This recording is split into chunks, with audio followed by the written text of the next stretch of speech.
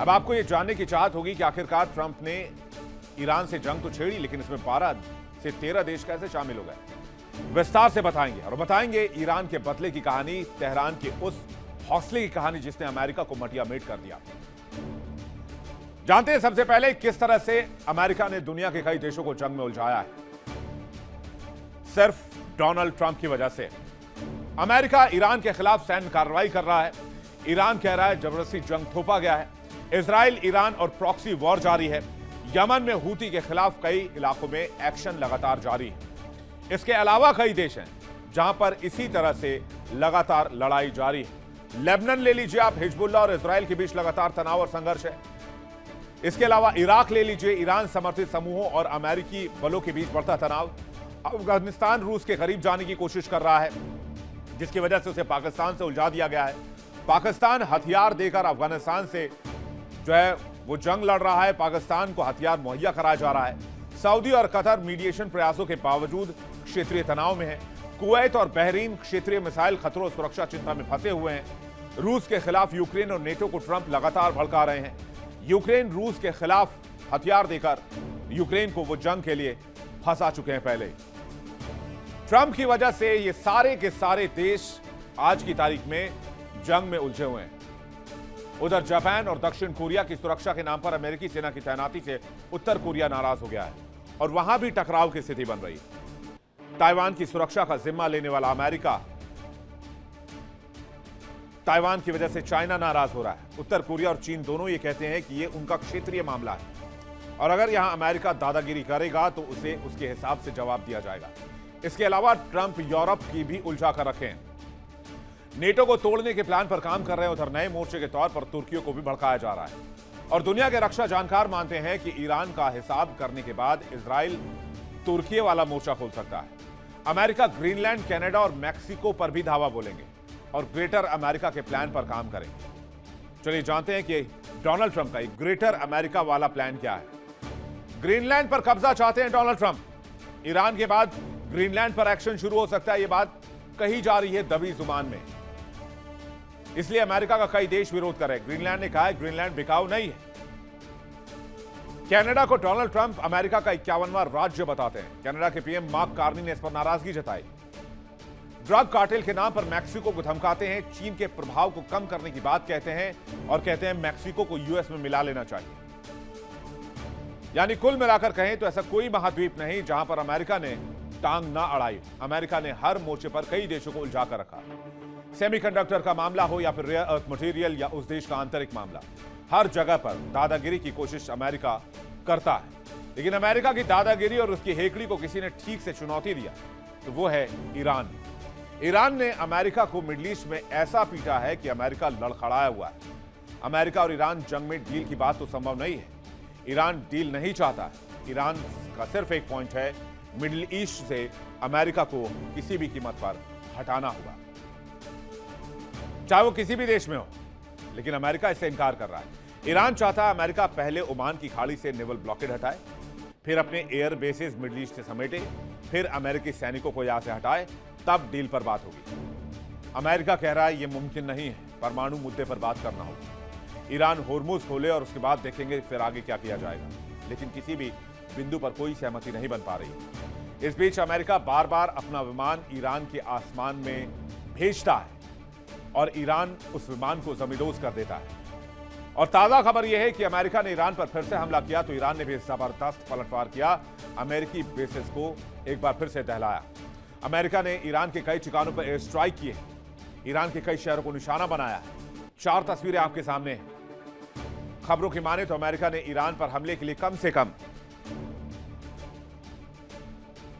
49 Tomahawk missile हमले किए हैं। टॉमहॉक मिसाइल से ईरान के कई ठिकानों पर अमेरिका ने प्रहार किया है। इस घटना के बाद ईरान ने भी पलटवार किया। ईरान ने कई बैलिस्टिक मिसाइलों से अमेरिकी सैन्य ठिकानों और उसके सहयोगी देशों पर प्रहार किया। खबर है कि ईरान ने 18 अमेरिकी ठिकानों को एक साथ निशाना बनाया और 18 एयर बेसिस पर एक साथ अटैक किया।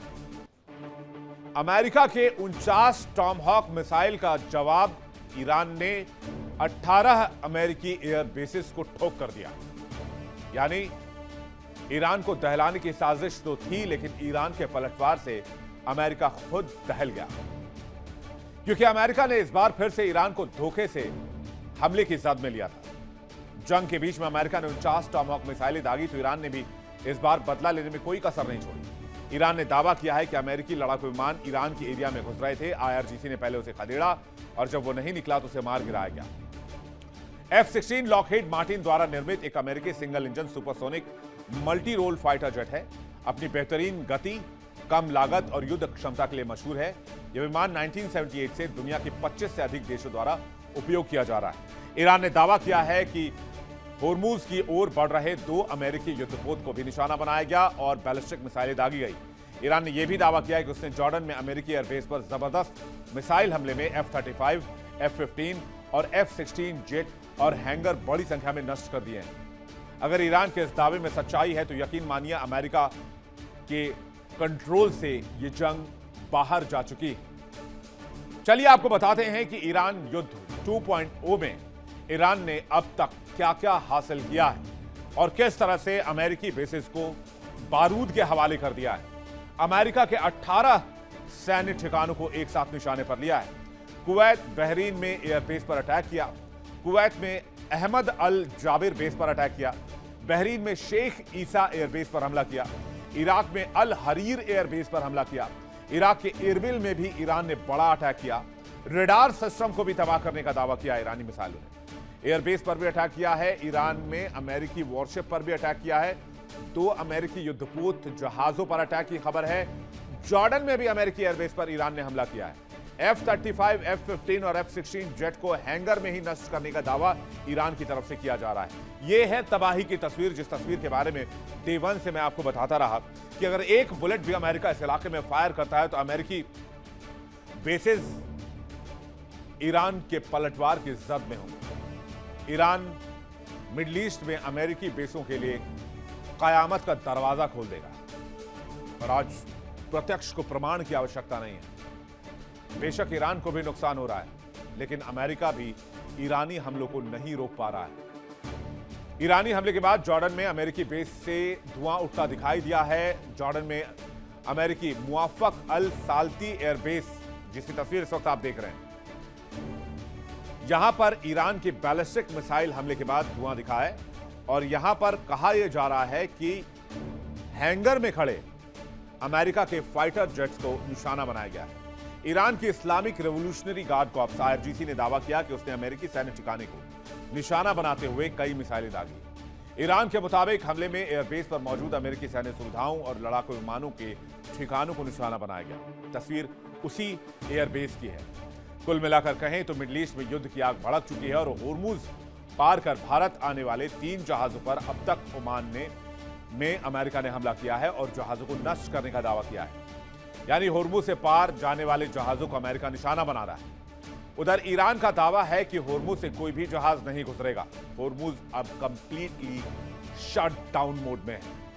ये सीज फायर टूटने के बाद ईरान का नया ऐलान है। ईरान ने कहा अगर कोई जहाज गुजरेगा तो उसे होर्मुज में सिंक कर दिया जाएगा, डुबो दिया जाएगा। तस्वीर आपको दिखाते हैं। ईरान ने अमेरिका की सबसे ताकतवर मिसाइल, अमेरिकी stealth cruise missile AGM-158 JASM को मार गिराने का दावा किया है। ये जो तस्वीरें दिख रहे हैं ये IRGC की तरफ से जारी की गई है, तस्वीरें शेयर की गई है। ईरान ने जो दावा किया है इस तस्वीर को लेकर वो भी मैं आपको बताता हूं। ईरान के दावे के मुताबिक मिसाइल को सफलतापूर्वक रोकने के बाद इसका मलबा भी बरामद कर लिया गया है और अब ईरान इस मिसाइल को री इंजीनियर करेगा, यानी इस मिसाइल की टेक्नोलॉजी को पढ़ेगा। यह एक बेहद घातक और रडार को चकमा देने वाली क्रूज मिसाइल है, जैसे कि टॉमहॉक। कहते हैं जैस्म को भेदना ईरान के एयर डिफेंस सिस्टम के लिए एक बहुत बड़ी रणनीतिक कामयाबी है। उधर पीट हेग्सेथ ने फिर से दावा किया है कि ईरान पर फिर हमला होने वाला है। पीट हेग्सेथ का बयान आपको सुनवाते हैं। CENTCOM, Central Command, will be busy tonight because President Trump said we will be hitting Iran hard, and we will be. Because Iran has a chance to make a good deal, a great deal, to codify what they said they've been willing to do, and they haven't been willing to do. CENTCOM, Central Command, will be busy tonight because President Trump said we will be hitting Iran hard, and we will be. Because Iran has a chance to make a good deal, a great deal, to codify what they said they've been willing to do, and they haven't been willing to do it. अब एक और तस्वीर आपको दिखाते हैं। देखिए और समझिए कि किस तरह से ईरान ने अमेरिकी युद्धपोत को निशाना बनाने की बात कही है। ये जो तस्वीर है ये अंडर वाटर क्रूज मिसाइल की तस्वीर है। कहते हैं ये अमेरिकी युद्धपोतों से टकराया है, जिसकी वजह से अमेरिकी युद्धपोत को बड़ा नुकसान हुआ है। ईरान के इस मिसाइल को हूट के नाम से जाना जाता है और ईरान के पास हूट के अलावा कई ऐसे हथियार हैं जो पानी के अंदर से वार कर सकते हैं। ईरान ने दावा किया है कि ईरान की Islamic revolutionary guard corps IRGC ने जॉर्डन के अल अजराक एयरबेस पर 12 बैलिस्टिक मिसाइलों से हमला किया है। इस हमले में अमेरिका के F-35, F-15, F-16 लड़ाकू विमानों के मार गिराने की बात कही गई है। इसके अलावा जॉर्डन में मौजूद हैंगर और कमांड एंड कंट्रोल सेंटर को भी निशाना बनाया गया है। IRGC का दावा है कि यह कार्रवाई अमेरिका के हालिया हमलों के जवाब में की गई है। ईरानी दावों के मुताबिक मिसाइल का लक्ष्य अमेरिकी सैन्य सुविधाएं और ऑपरेशनल इंफ्रास्ट्रक्चर थे। हालांकि जॉर्डन की सेना ने कहा कि उसने अल अजराक क्षेत्र की ओर बढ़ रही 5 मिसाइलों को रास्ते में ही मार गिराया। देखिए इंडिया डेली 24/7 अब आपके स्मार्ट टीवी पर। इंडिया डेली मौजूद है सभी डिजिटल प्लेटफॉर्म पर लाइव और लगातार। इंडिया डेली 24/7 हर दिन राष्ट्र को समर्पित।